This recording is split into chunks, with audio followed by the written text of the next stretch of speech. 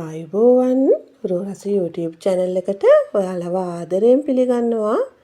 මම අද ඔයාලට කියලා දෙන්න හිතුවේ බිත්තර අල ලුණු එකතු කරලා තේ වෙලාවට පොඩි බඩගින්නට කන්න හරිම ලේසියෙන් ස්නැක් එකක් හදාගන්න විදිහ.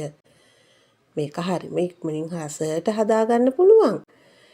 ඉතින් ඔයාලට මගේ වීඩියෝ එක අවසාන වෙනකම් බලන්න කියලා ආරාධනා කරනවා. අවශ්‍ය ද්‍රව්‍ය සුපුරුදු විදිහටම පහළ ඩිස්ක්‍රිප්ෂන් එකේ සඳහන් කරලා තියෙනවා. ඉතින් අපි හදලා බලමු නේද? මම අද මෙතන අලගිරි දෙකක් ග්‍රේට් කරලා අරගෙන තියෙනවා. තඹපු අල නෙවෙයි අමු අලයි අරගෙන තියෙන්නේ.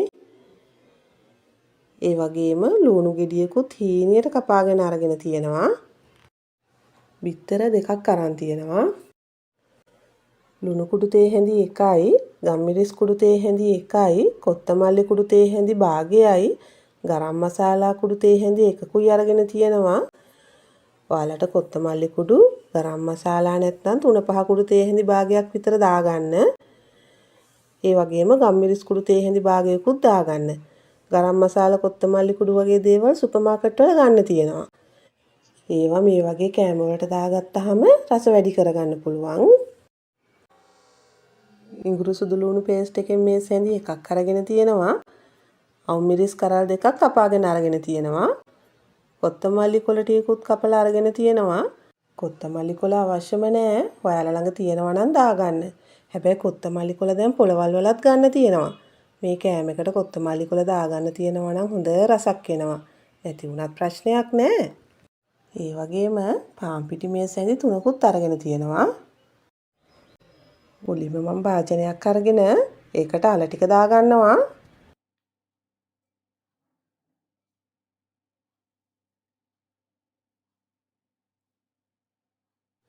ඊළඟට ලුණු ටික එකතු කරගන්නවා.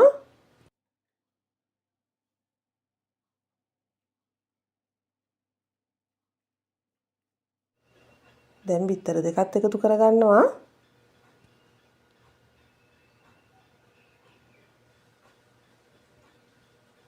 අමු මිරිස් ටිකක් දාගන්නවා. දැන් මේ ටික ටිකක් කලවම් කරගන්න ඕන.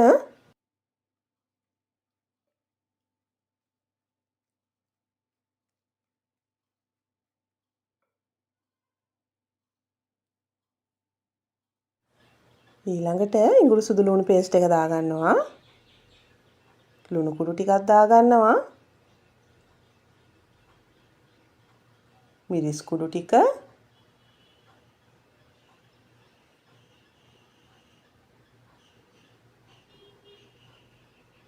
කොත්තමල්ලි කුඩු, ගරම් මසාලා ටිකක් දාගත්තා. දැන් පාන් පිටි ටිකක් දාගන්නවා. අන්තිමට කොත්තමල්ලි කොළ ටිකක් දාගන්නවා. දැන් මේ ටික හොඳට කලවම් කරගන්න ඕන.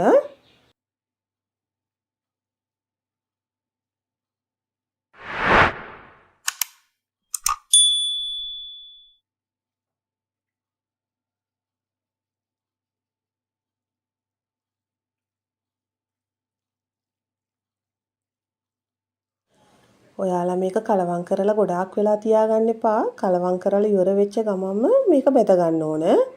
මොකද නැත්තම් අපි අලවලින් හදාගන්න හින්දා අලවල වතුර ගතිය වගේ තියෙනවා. ඒ හින්දා මේක කලවම් කරපු ගමන්ම ඔයාලා බෙද ගන්න. ඊළඟට මම භාජනයක් ලිපේ තියලා තෙල් ටිකක් දාගන්නවා.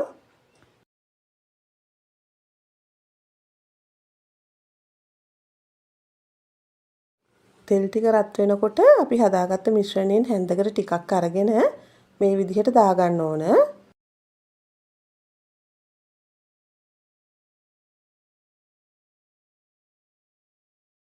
දැන් මේ ටික හොඳින් බෙද ගන්නයි තියෙන්නේ.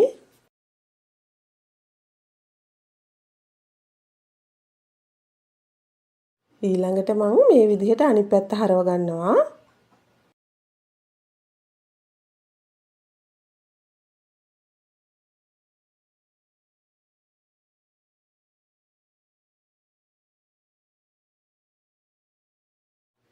මේ විදිහට දෙපැත්ත පෙරලා හොඳින් බෙද ගන්න ඕන.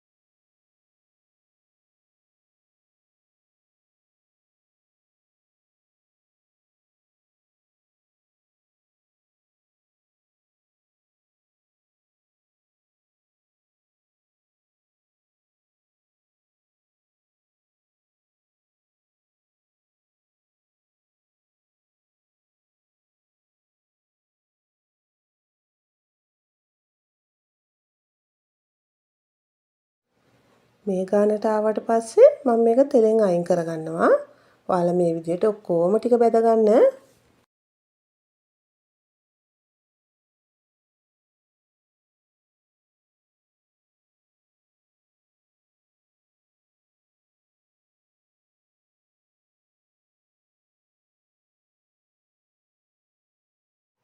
මේ තියෙන්නේ බිත්තර අල ලුණු එකතු කරලා මම හදාගත්ත ස්නැක් එක.